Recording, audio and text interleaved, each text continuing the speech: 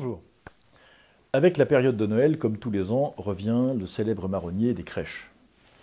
Il y a quelques années déjà, vous vous souvenez que nous avions lancé une grande pétition pour soutenir l'initiative de nos élus locaux qui voulaient maintenir les traditions locales en installant, comme ils le font pour certains d'entre eux depuis des décennies, une crèche dans les locaux de leur mairie ou sur leur territoire municipal. Avec ces dernières semaines, une concentration de faits divers, je mets des guillemets à faits divers,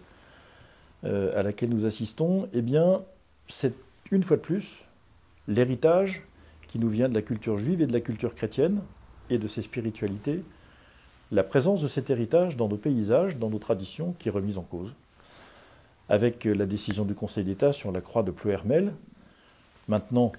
l'interdiction d'installer un certain nombre de crèches lorsqu'elles ne répondent pas à des traditions culturelles établies, etc., eh bien, nous voyons réapparaître sur fond de laïcisme militant, cette volonté de réduire au silence la culture chrétienne et ses manifestations. Et même le président de la République, qui a participé, a tenu à le faire, et il faut l'en féliciter, à la cérémonie religieuse des obsèques de Johnny Hallyday à la Madeleine la semaine dernière, s'est retenu, vous l'avez vu sans doute comme tout le monde, au moment de faire la bénédiction sur le cercueil du défunt, empêchant même, ou essayant d'empêcher même sa propre épouse de faire le même signe, ce qu'il n'est pas parvenu à faire, et c'est tant mieux. Vous voyez bien quelle pression pèse sur tout cela et combien nous devons nous-mêmes être attentifs à la défense de cet héritage, que d'ailleurs nous soyons croyants ou pas, chrétiens ou pas. Au fond, la France s'est construite sur cet héritage que nous recevons du christianisme ou du judéo-christianisme, c'est comme vous voulez, et qui nous vaut notre conception de la personne,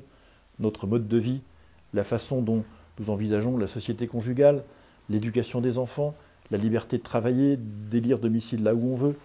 mais l'esprit de nos institutions, mais encore la séparation des pouvoirs entre d'un côté le temporel et de l'autre côté le spirituel. C'est au fond tout cela qu'on remet en cause lorsqu'on s'attaque à l'héritage judéo-chrétien. Alors, vous ne pouvez pas rester silencieux face à ces attaques qui nous viennent à la fois du laïcisme militant et de l'islam conquérant qui voudrait nous réduire au silence et réduire cet héritage au silence et le mettre sous le boisseau. Il y a des tas d'initiatives que vous devez soutenir. Celles de vos élus locaux, les pétitions qui circulent en ligne, je ne sais pas quel type d'association, ou des procédures qui sont engagées pour faire valoir les droits, nos droits à tous, à pouvoir bénéficier de cet héritage qui nous a constitués. Votre silence est impossible, et particulièrement dans cette période de Noël, sans doute, où le sujet ressurgit comme tous les ans, mais plus généralement tout au long de l'année qui s'ouvre, parce que, comme je l'ai dit pendant les élections primaires, la question de la présence de l'islam en France et de la façon dont elle modifie notre rapport aux faits religieux, notre rapport aux politiques, est la question centrale de ce quinquennat. Une de ces manifestations, c'est l'ensemble des attaques répétées qui se propagent contre le christianisme et l'héritage chrétien. Donc nous avons besoin tous de votre soutien, de votre engagement. Vous trouverez, j'en suis sûr, suffisamment d'occasions de le manifester et de soutenir ceux qui, comme vous, je le sais, sont attachés